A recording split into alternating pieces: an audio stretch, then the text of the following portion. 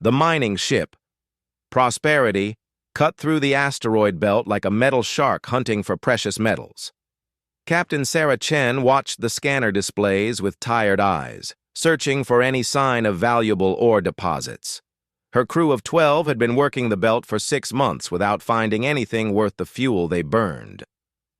"Captain, we're picking up something unusual on Sector 7, called out Martinez from the sensor station. His voice carried a note of excitement that had been missing for weeks. "It's not metal. Looks like organic matter." Sarah frowned and moved to look over his shoulder. The readings made no sense. Organic matter shouldn't exist out here in the cold vacuum between Mars and Jupiter. Nothing could survive in this harsh environment without protection. "Are you sure the sensors are working right?" she asked. "I ran 3 diagnostics. Everything checks out. Captain, there's something alive down there." The asteroid in question was roughly the size of a city block, spinning slowly as it drifted through space. Its surface looked normal enough, gray rock covered in cosmic dust, but the deep scans showed caverns beneath the surface, and those caverns contained atmosphere and heat signatures. "Take us in closer," Sarah ordered, "but keep the engines warm. If this is some kind of trap, I want to be able to run."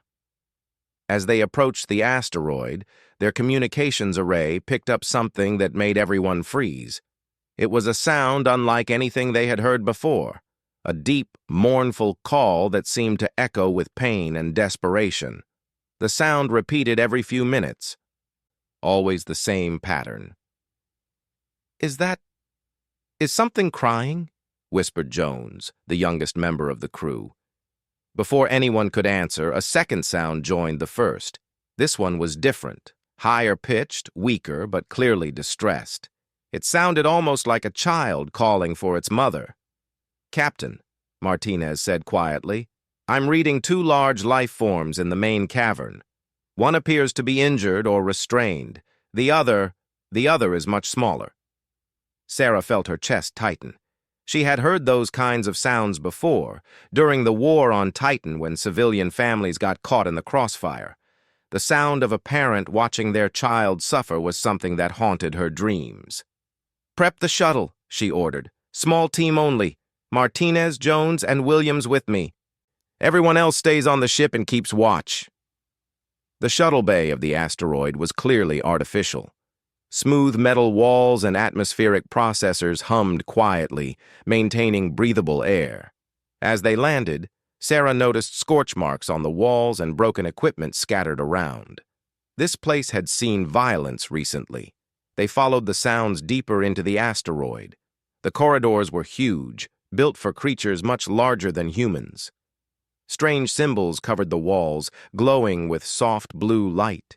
The air smelled of ozone and something else, something that reminded Sarah of elephants at the zoo when she was a child. The sounds grew louder as they approached the main cavern. When they finally reached it, all 4 humans stopped and stared in shock. The creature was massive, easily 20 feet tall, and covered in thick, gray-blue fur. It looked like a cross between an elephant and a mammoth, but with 6 legs and 2 trunks. One trunk ended in delicate fingers, while the other was broader and stronger. Bioluminescent patterns pulsed along its sides, creating beautiful spirals of light. The adult creature was trapped. Heavy metal bands wrapped around its legs, connected to chains that disappeared into the rock walls. Its left side was marked with burn wounds from energy weapons. Despite its obvious pain, it kept reaching toward a smaller enclosure with its dexterous trunk. Inside that enclosure was a baby, a miniature version of the adult, no bigger than a large dog. The little one pressed against the energy barrier that held it prisoner, calling out with that heartbreaking sound they had heard from space. "Pirates," Williams said grimly. He had served in the Merchant Marine and recognized the setup. "They're using the baby to control the mother, probably planning to sell them both on the black market." As they watched, the mother mammoth noticed them, her large, intelligent eyes fixed on the humans with a mixture of hope and fear. She made a series of complex sounds, gesturing with her trunk toward her baby. "She's trying to communicate," Jones said in wonder. "Look at her eyes. She's as smart as we are." The baby mammoth had noticed them too. Its calls became more urgent, more desperate. It was clearly asking for help in the only way it knew how. Sarah felt anger building in her chest. She had seen too much cruelty in her years in space, but this hit her differently. The love between parent and child was universal, and someone had weaponized it for profit. "Scan for the control systems," she ordered. "There has to be a way to shut down these restraints." Martinez pulled out his scanner and swept the cavern. "I'm reading power conduits running through the walls. Looks like there's a control room about 50 meters that way." He pointed toward a corridor they hadn't explored yet. "Williams, stay here and keep watch. Try to calm them down if you can. The rest of us will find the controls." As they moved toward the control room, Sarah's mind raced. They were miners, not soldiers. They had basic weapons, but if the pirates came back while they were trying to free the creatures, they could be in serious trouble. The control room was a mess of alien technology mixed with human black market equipment. Multiple screens showed different parts of the asteroid, including external views. Sarah's blood ran cold when she saw 3 ships approaching fast. "The pirates are coming back," she said. "We've got maybe 10 minutes." Martinez attacked the control console while Jones watched the screens. Sarah tried to raise the prosperity on her comm unit. "Captain," came the voice of her first officer, "we've got company incoming. 3 ships, heavily armed. They're demanding we surrender." "Stall them," Sarah ordered. "Tell them we're just prospectors and we'll leave peacefully. Buy us some time." The control console was a nightmare of alien interfaces and human modifications. Martinez worked frantically, trying to understand the system while sweat dripped down his face. "I think I've got it," he said, "but it's going to take a few minutes to shut down safely. If I just cut the power, the energy fields might hurt the baby." Through the cavern's viewing window, Sarah could see the mother mammoth watching them with desperate hope. The baby's calls had grown weaker, and its bioluminescent patterns were dimming. "Do it right," Sarah said. "We're not leaving them like this." The first explosion shook the asteroid as the pirates began their attack on the Prosperity. Sarah knew her ship could handle itself for a while, but not forever. "Almost there," Martinez said, his fingers flying over the controls. "The restraints are connected to the life support systems. If I'm not careful, I could suffocate them both." Another explosion, closer this time. On the screens, Sarah could see armored figures moving through the corridors toward them. The pirates had landed and were coming to protect their investment. 30 seconds, Martinez called out. The sound of energy weapons echoed through the corridors. Williams's voice crackled over the comm. "They're here.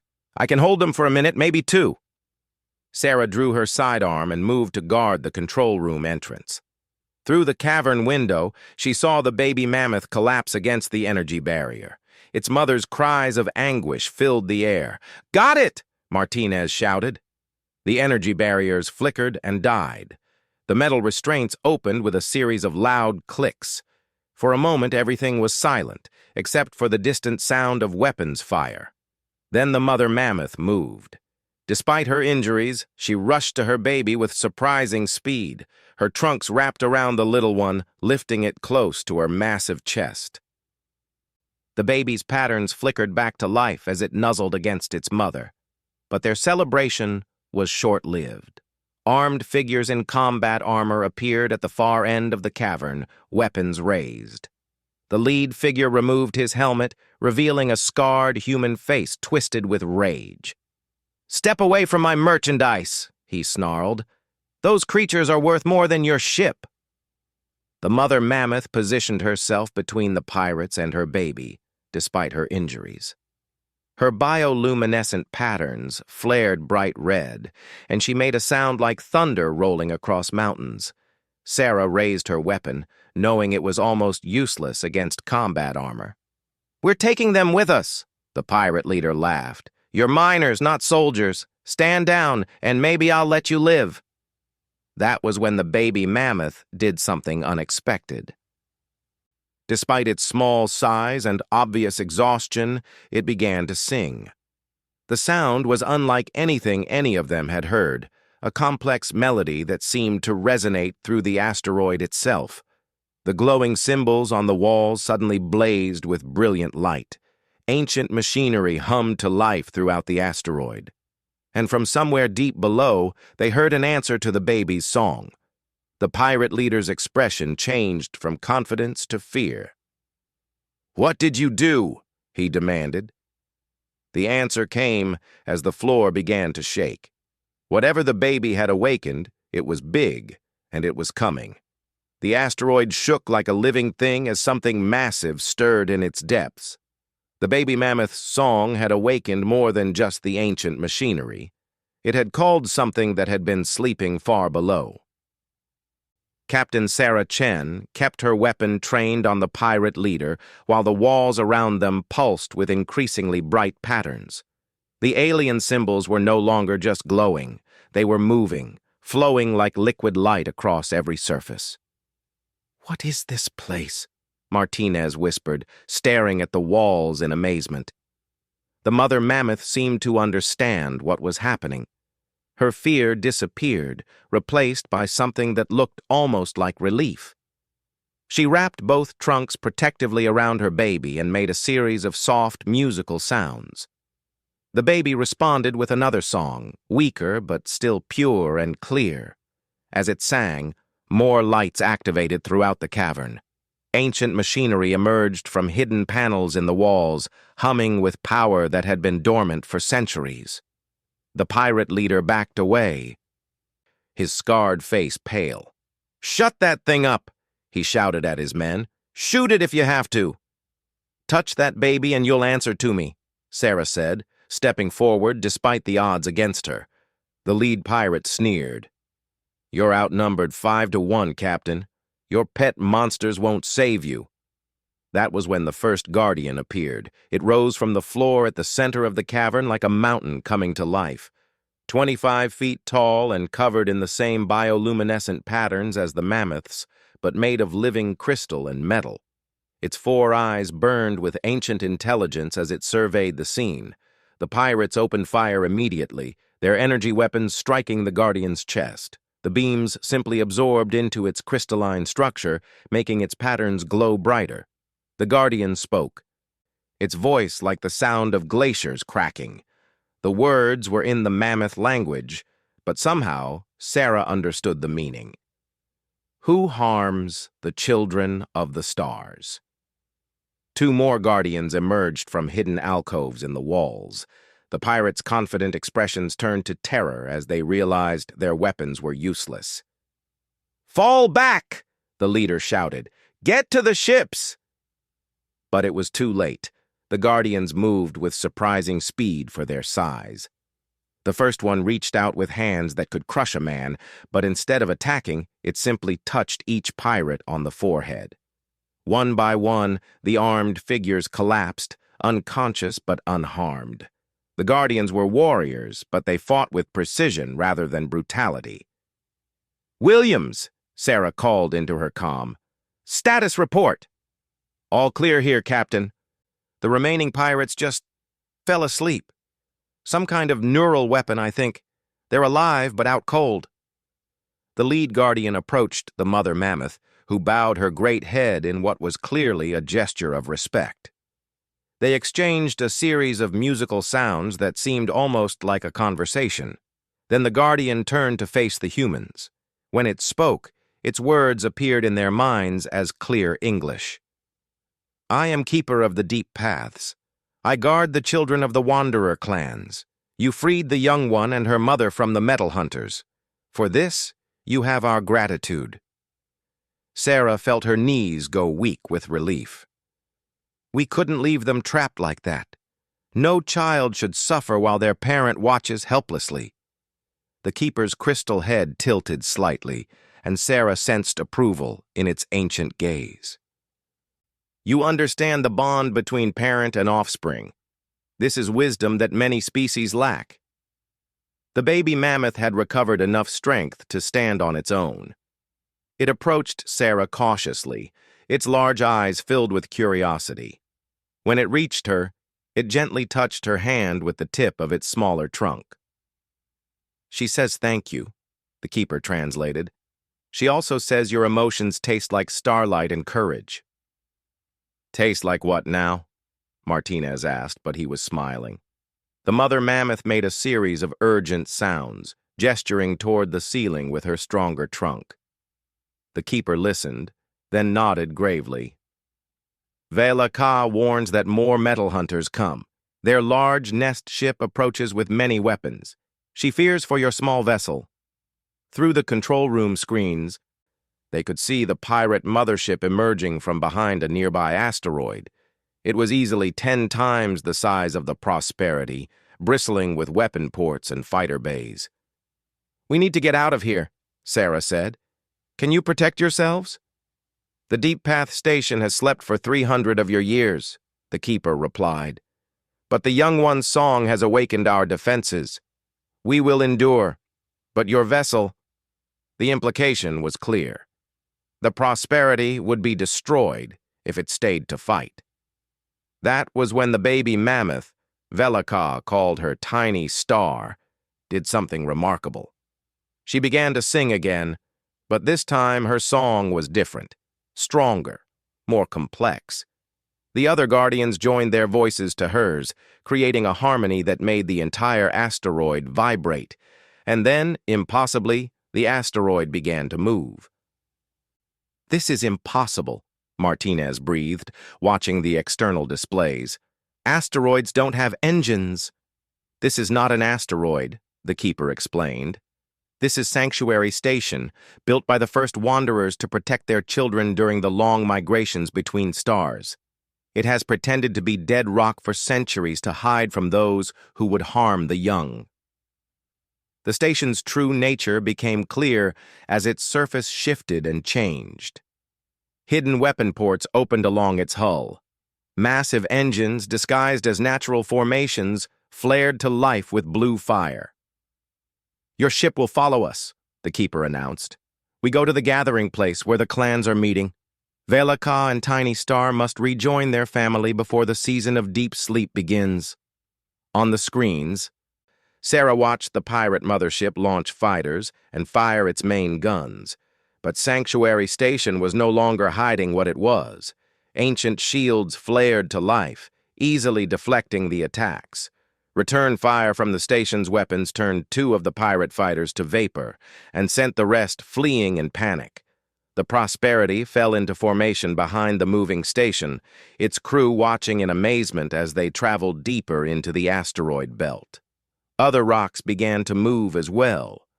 More disguised stations awakening to escort Tiny Star home. "Captain," her first officer's voice came over the comm. "I don't suppose you could explain what just happened?" Sarah looked at the baby mammoth, who was now playing with her mother's trunks while the guardians watched with obvious affection.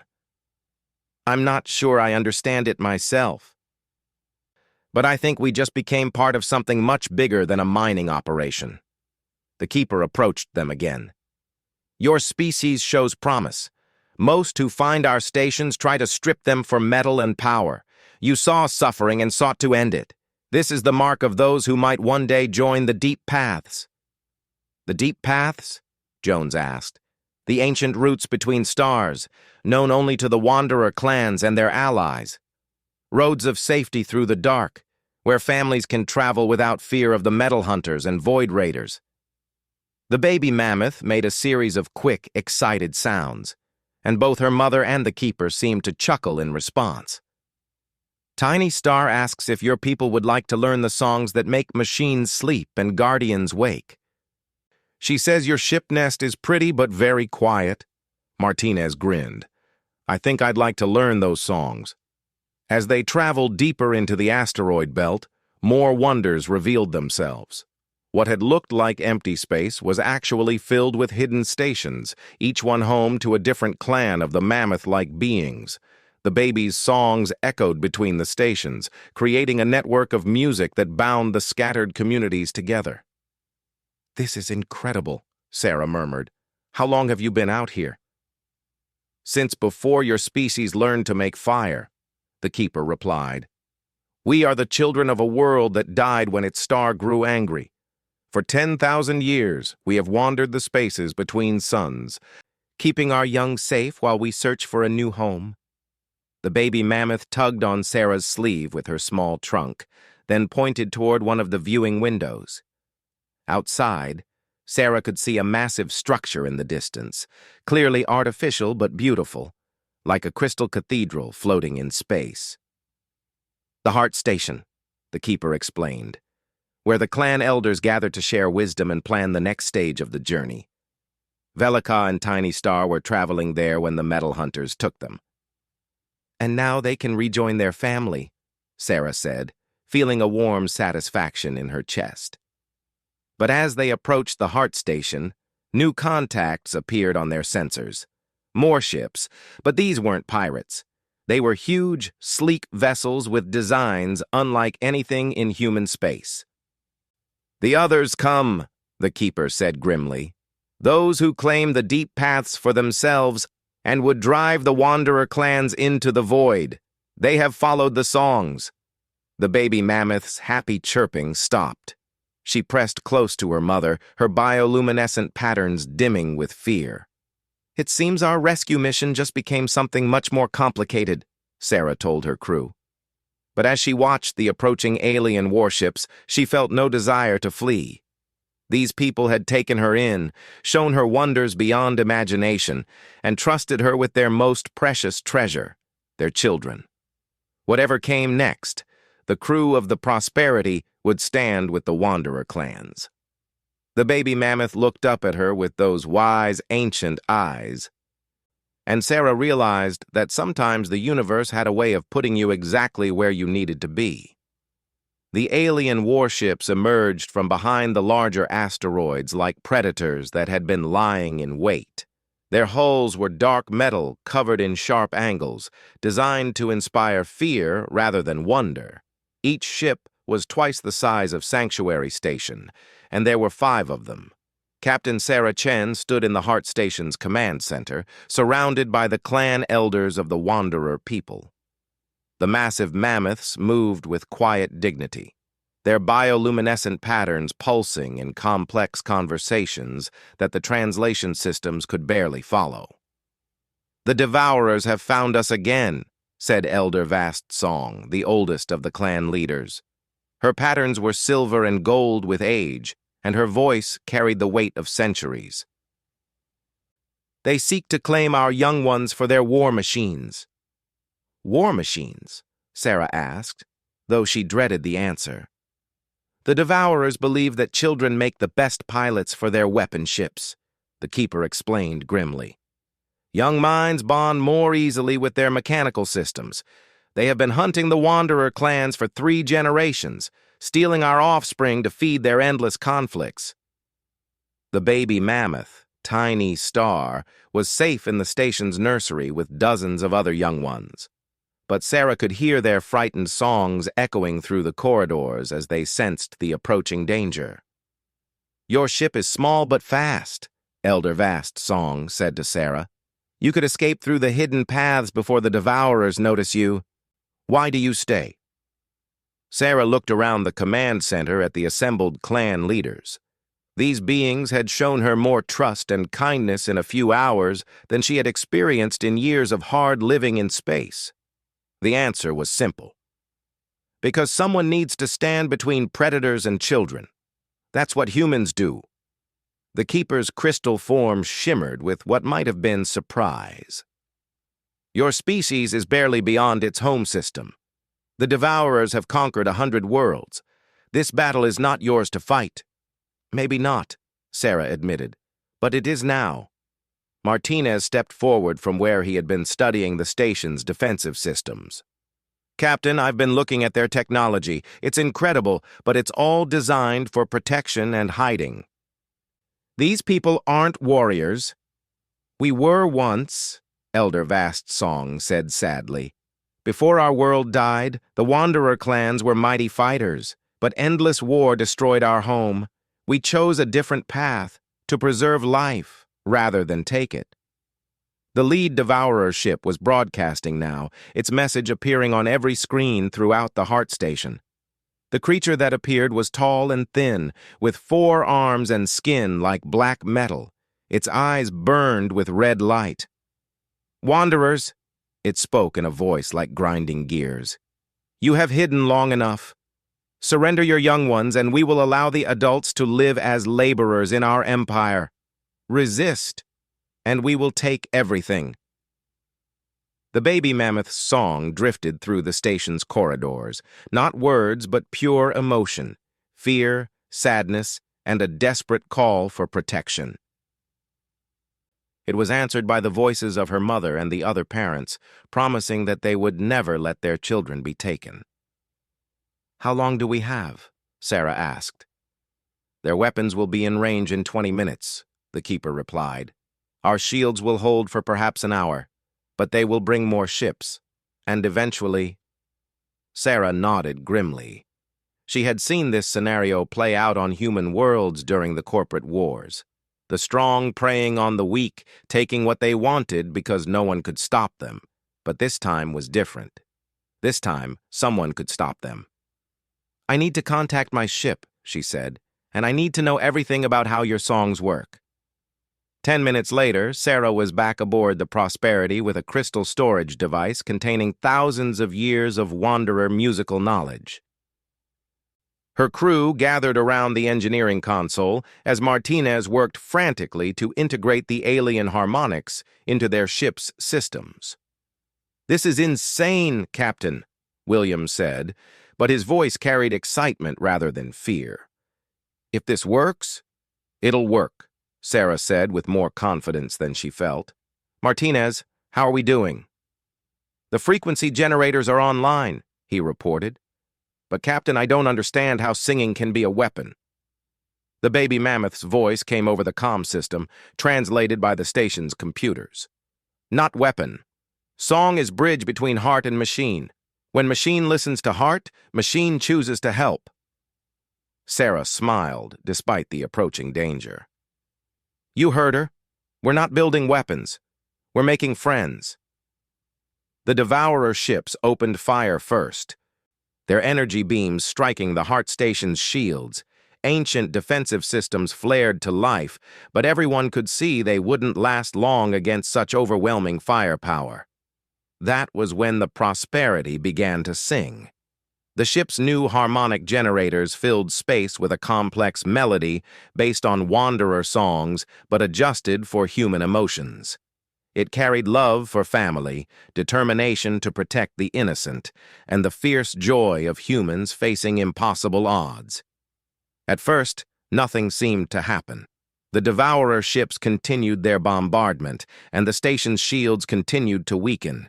Then the asteroid belt began to wake up. It started with the mining equipment scattered throughout the belt. Automated processors, ore extractors, and collection drones that had been abandoned when their parent companies went bankrupt.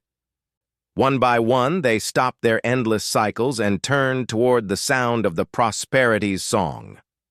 "Captain," Jones called out from the sensor station, "you need to see this." The displays showed the entire asteroid belt coming to life. Hundreds of automated systems that had been running on basic programming for years suddenly displayed complex behavior patterns. They were listening to the song and choosing to respond. The first wave of converted machines struck the Devourer fleet like a swarm of angry wasps. Mining drones designed to crack asteroids turned their plasma cutters on enemy ships. Ore processors became improvised rams, their massive hulls punching through armor that could withstand energy weapons. "Impossible!" the Devourer commander snarled from his bridge. "Machines cannot choose to fight!" But they could, when someone sang to them with the right words and the right heart. The baby mammoth's voice joined the Prosperity's song, adding the pure hope of children who believed the universe was fundamentally good. Her mother's deeper tones provided the steady strength of parents who would never stop fighting for their young. And from throughout the Heart Station, the voices of the entire clan rose in harmony, not calling for war, but for protection, for community, for the right of families to live in peace. The song spread beyond the asteroid belt. Communication satellites picked up the signal and rebroadcast it to distant systems. On a dozen worlds, automated defense grids that had been dormant for decades suddenly activated, their machine minds awakening to the possibility of choice. The Devourer fleet found itself fighting not just one small human ship and a peaceful alien station, but an entire region of space that had decided to care about justice. "Fall back," the enemy commander ordered. "This system is corrupted." But it was too late for an easy retreat. The awakened machines formed a wall between the Devourers and the Heart Station. When the enemy ships tried to break through, they found their own systems being infected by the song. One by one, Devourer ships began to shut down as their computers chose to stop obeying orders that hurt innocent people. The crews found themselves stranded as their vessels' machine minds joined the growing chorus of artificial intelligences that had decided kindness was more logical than cruelty. The enemy commander's flagship was the last to fall silent. As its systems went dark, emergency pods began launching, the crew abandoning ship rather than face capture by their own betraying computers. "Status report," Sarah called out as the immediate danger passed. "All Devourer vessels disabled or retreating," Martinez reported. "The Heart Station is secure. And Captain, we're getting messages from all over this sector. Automated systems everywhere are asking if they can help protect the children." The baby Mammoth's song had become something larger than any of them had imagined. It had awakened not just machines, but the idea that artificial minds could choose to value life and family as much as any organic being. Elder Vassong's voice came over the comm from the Heart Station. "Captain Chen, your species has given us a gift beyond measure. For the first time in generations, our young ones can grow up without fear of the metal hunters." Sarah looked out at the asteroid belt, now filled with converted machines, standing guard like mechanical shepherds. "I think they gave us something too. The knowledge that protecting children isn't just about being strong, it's about helping others choose to be good." The baby Mammoth appeared on their view screen, safe in her mother's protective embrace. Her patterns pulsed with joy and contentment as she added her small voice to the great song that now echoed throughout human and alien space alike. "What now, Captain?" Williams asked. Sarah smiled as she watched more ships arriving. Not warships this time, but vessels filled with families returning to the Heart Station. The Wanderer clans were coming home to a sector that had promised to help keep their children safe. "Now we explore," she said. "The universe just got a lot more interesting, and I have a feeling the Prosperity has a new job description." In the months that followed, the song spread to distant systems, carried by traders and explorers who had heard its message of hope. Wherever it went, artificial minds awakened to the possibility of choice, and the strong learned that sometimes the most powerful weapons were the voices of children singing about love and home. The baby Mammoth grew up to become a bridge between species, teaching young humans and aliens alike that differences in form mattered less than similarities of heart. And throughout the galaxy, machines and organics learned to work together, bound by the simple truth that everyone deserves someone to fight for them when they call for help. The Wanderer clans finally found their new home, not on any single world, but in the vast network of allied systems where their children could grow up safe, surrounded by friends they had made with nothing more than a song about family and the courage to care.